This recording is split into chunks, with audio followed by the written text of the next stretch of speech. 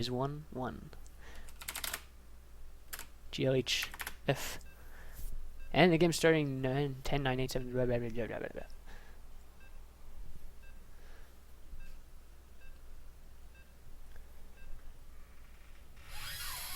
Hello everyone and welcome back to the clan war between Miraculous Gaming and Team Elite. The score is now 1-1 in this best of 9 all-kill format series.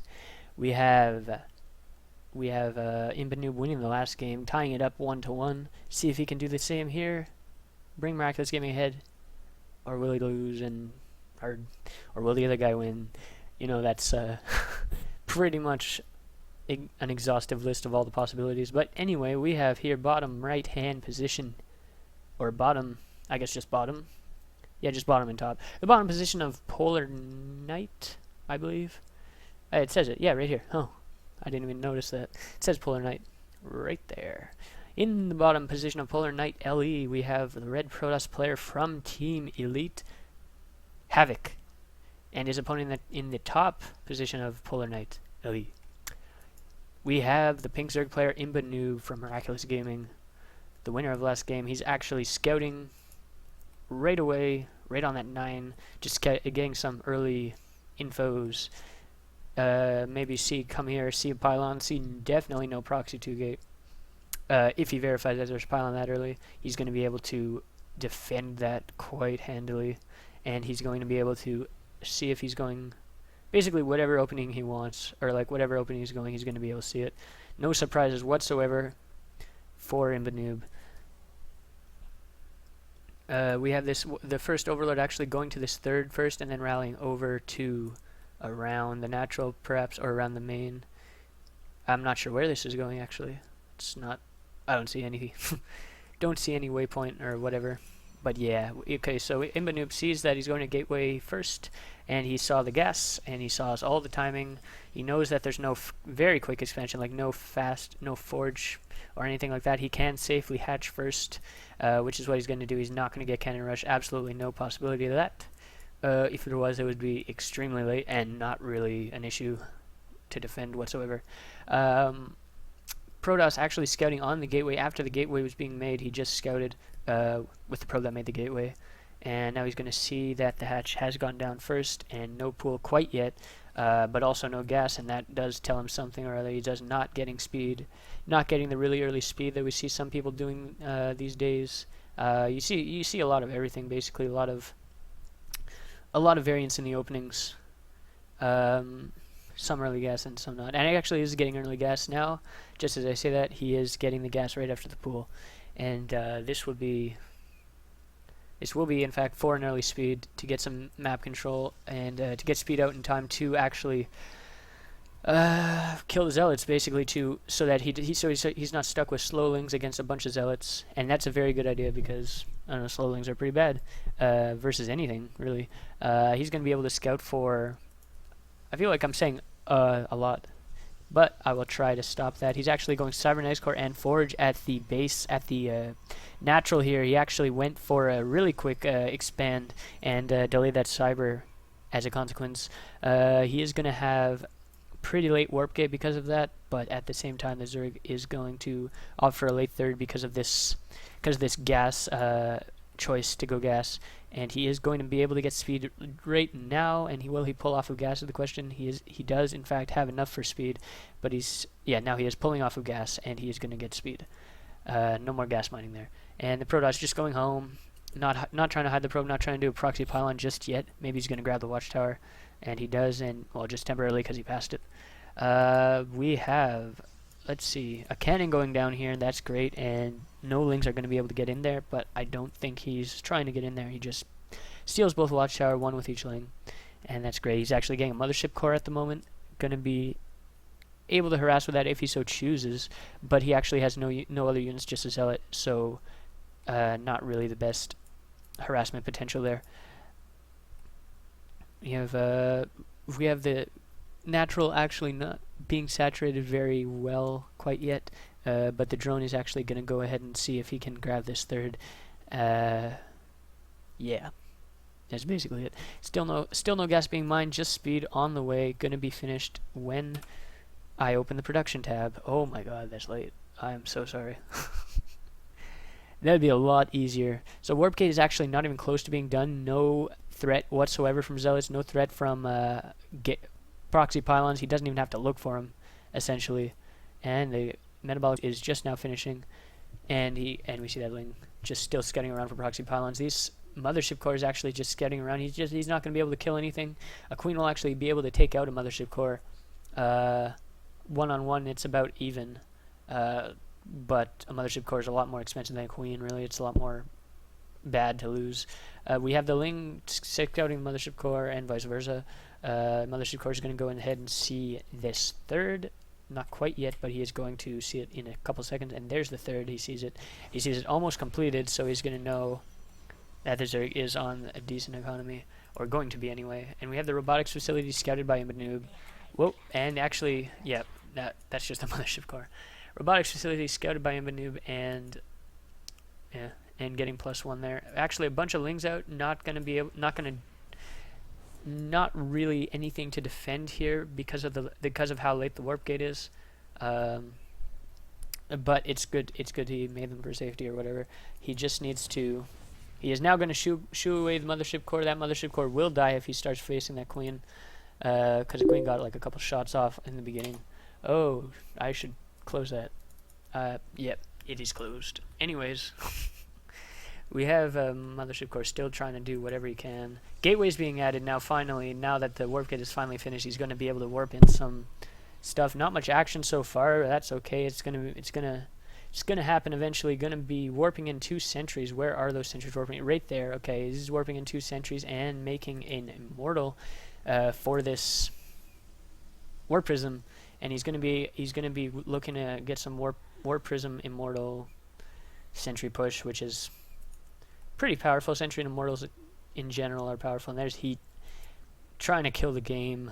Ugh, terrible. Now Spinecrawler's going down. Not even close to finished. Not gonna come into play, really. Not right now, anyway. And we do have two fully saturated bases, but basically nothing at the third.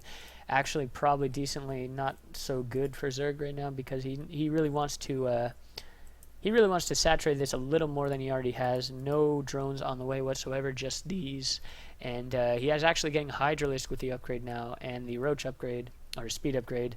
But is he going to be able to come in here? And he actually sees it with the Watchtower. That's really good. He actually sees the War Prism, and he's not going to let it into his main. If he had let that into his main, he would have been force fielded out.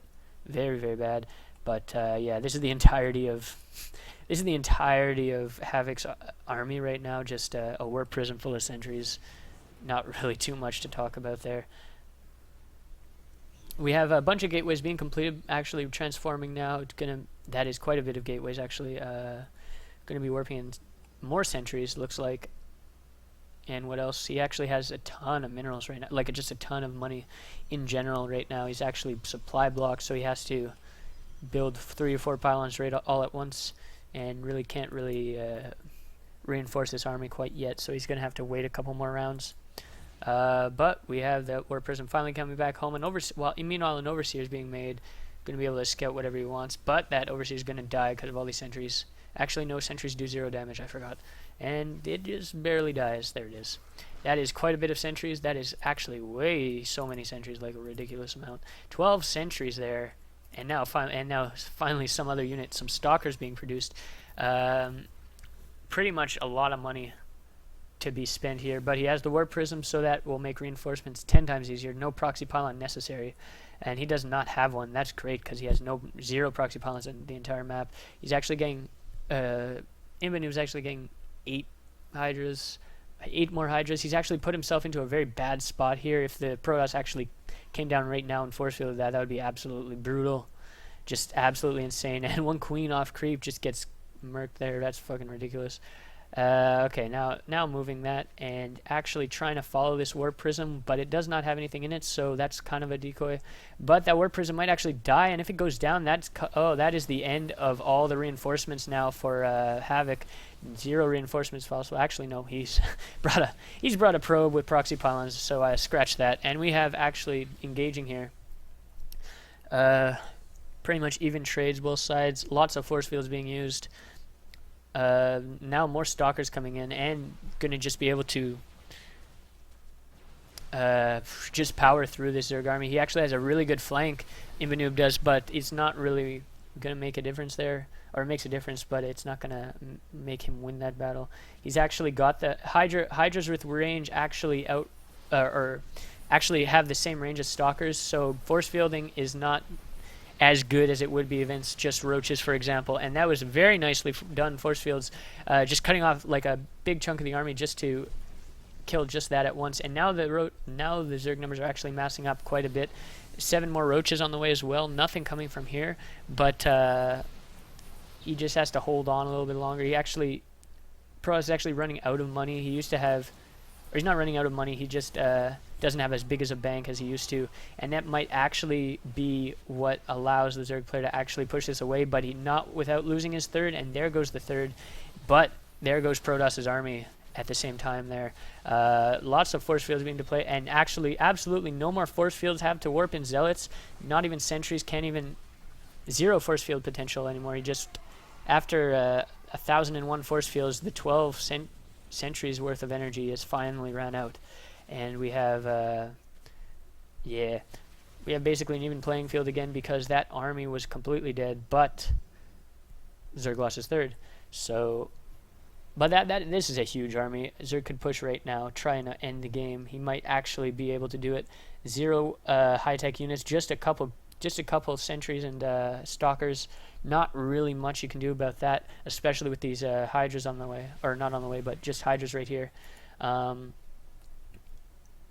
Very long range. You can actually outrange, or not outrange, but equal range the stalkers, so force fields will play almost 0 role basically, except in just funneling and cutting off armies. So we have a Hydra speed on the way for finally, and he's going to be able to actually push with this and retreat safely.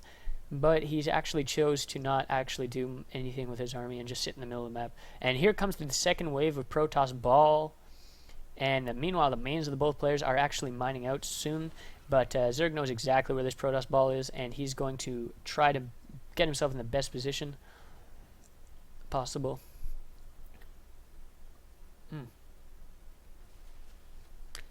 Sorry, my tooth feels funny. That is weird.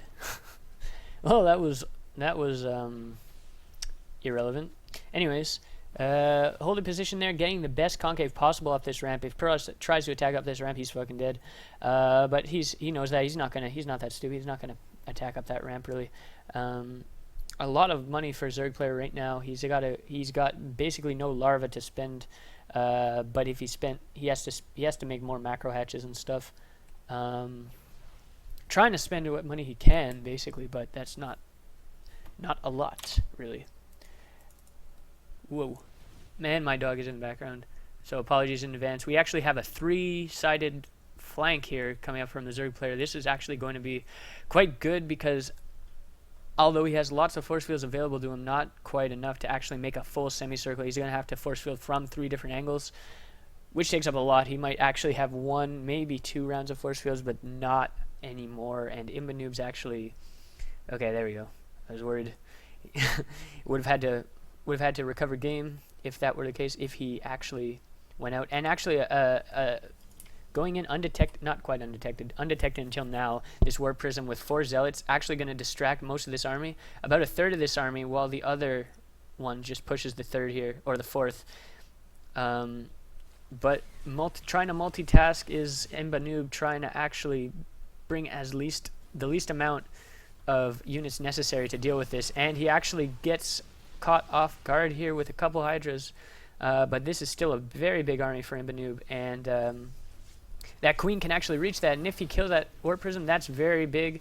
But this 4th is absolutely going down, although no 3rd at all for the Protoss player, so I'd still say Zerg is in an okay position here with regards to economy, and he can in fact push this back. He has about 1 more round of force fields here, but not much else. Zerg's actually getting his roaches cut off. That's very bad, but he did pull back now, and that's great. The 4th has actually stayed alive for Zerg, but will Will it remain? No, it won't, I don't think. There it is. There it goes down. And he's trying to make a big flank here from the both sides. He's actually used all his force fields on that side. He has no force fields on this side. Beautiful play by the Zerg player. Just double flanked attack there. And that's pretty much the game. That's all of Protost's army. He's really nothing left to do, really. He's already mined out here. He's actually trying to come back with maybe a robotics bay. I don't know where that probe is that he's not getting there, but yeah, I'm not sure.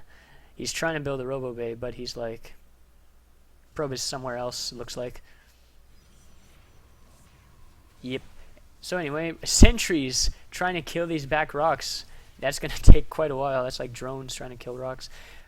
He has an army of only sentries right now. The actual cyber core goes down, so he can only get zealots and sentries. That's not good versus a massive army of hydras and roaches, really. I mean, this is the game, really. This is the final push. He's actually focus firing the natural, and since the main is mined out, that spells the end of all mining for Havoc, and that's the GG right there. Imbanoob takes the game again, leaving the score at 2-1 in favor of Miraculous Gaming.